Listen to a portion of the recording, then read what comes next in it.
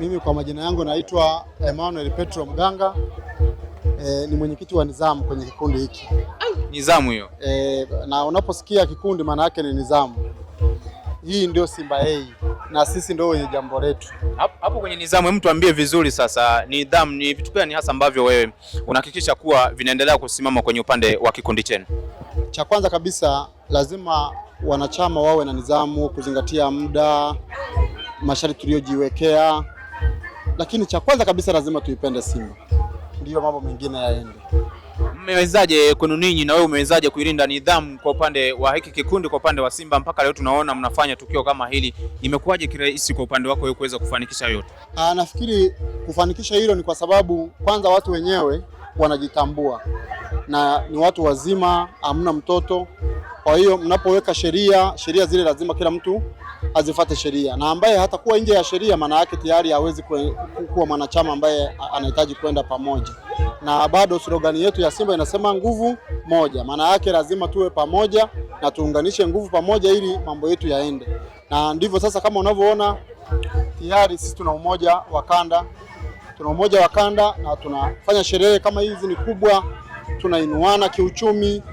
Lakini pia sisi kikundi chetu ni kikubwa, mpaka hapo hivi tuna jengo kubwa pale na thamani ya milioni 40 tulishatengeneza pale. Kwa hiyo ni vitega uchumi tayari tunaingiza, kwa hiyo tunakopa na kukopeshana. Leo tumalizie hapo kwa leo. Leo ni siku yetu kuu, kwa sababu ndio siku ya sherehe yetu wana Simba kwenye umoja wa kanda, na tunafurahi sana hata kuwaona nyinyi waandishi wa habari kufika kuja kulitangaza jambo letu hili kama kikundi. Ninachokisema kwamba mwandishi wa habari, umoja huu una faida kubwa sana. Leo utakachokishuhudia hapa, hata we mwenyewe utapeleka taarifa kwamba kumbe wale watu walishajipanga.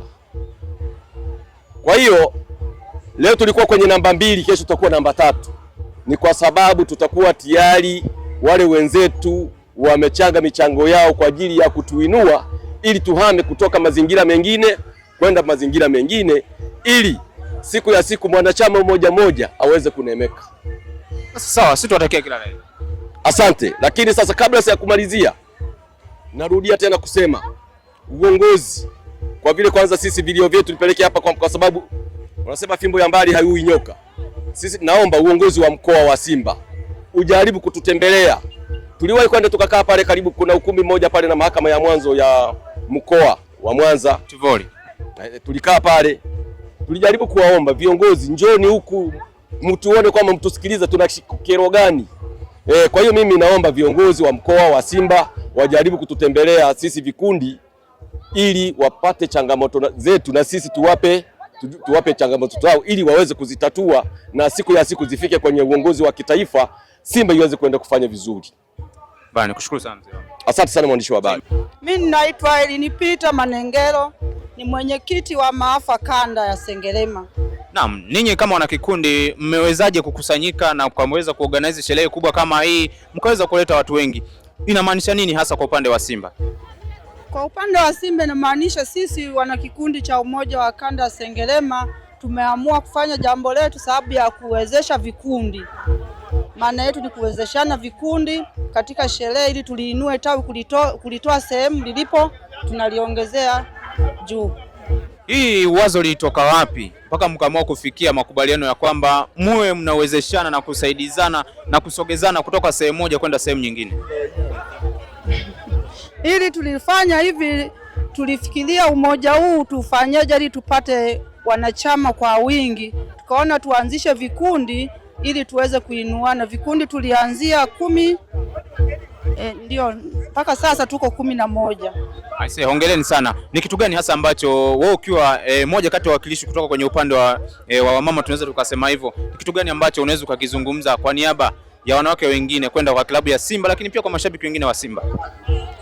Mimi wakina mama na washauri wajiunge na umoja wana Simba, maana tunanufaika sana, tunasaidiana. Dadu, tuambie, Simba mnafanya sherehe na hamjatoa ubingwa, ikitokea sasa mkachukua ubingwa itakuwaje? Nadhani tutafanya sherehe kubwa zaidi ya hii. Yaani hapo sasa tutavuruga nchi nzima. Kwanza tukutambue kwa majina yako, wanakuita nani? Kwa majina naitwa Amelda Faida. Kwa kweli Simba naipenda tu kutoka utotoni, iko damuni na damu yangu ni nyekundu, lazima niwe shabiki wa Simba. Ni kitu gani hasa ambacho unaweza ukawashauri mashabiki wenzako kwa upande wa klabu ya Simba? Nikiwa na mshikamano, tusikate tamaa, tuwe pamoja na timu yetu. Sawa, tumalize hapo kwa tukio lenu ambalo mmelifanya leo. Nini watu wajifunze kutoka kwa Simba yenu kwa upande wa kanda ya Sengerema kwa hiki ambacho tumeweza kukifanya, hasa ambacho natamani pia matawi mengine waweze kujifunza? Kitu kizuri watu tunashirikiana. Cha kwanza kabisa ni umoja. Tunapounganika kwa pamoja kama tukio kama hili leo, kwanza tunajenga urafiki na watu tunafahamiana, lakini pia tunainuana kiuchumi, kwamba kama kikundi hiki au tawi hili tayari linaweza kufanya hili jambo na wakainuana, maana yake wanajijenga kiuchumi. Kwa hiyo kikubwa kabisa mimi nilikuwa nawaomba tu wana Simba wawe na muunganiko, kila kanda iwe na muunganiko. Siku moja tuje tufanye jambo la pamoja, hata kama ni la mkoa, ili wajifunze wale utoporo. Nao wapo. Wewe sasa, wewe kweli unaweza kufanya sherehe bila bibi bana? Aje kundoa. Wale mashemeji zetu bana lazima wawepo. Kwa mmoja kuna kusindikiza. Lazima wasindikize, kwani wasisindikize? Nawaambia. Wewe nenda tu waambie. Wewe bana wewe. Endelea kuifuatilia YouTube channel yetu Jembe FM TZ. Subscribe, comment, like and share.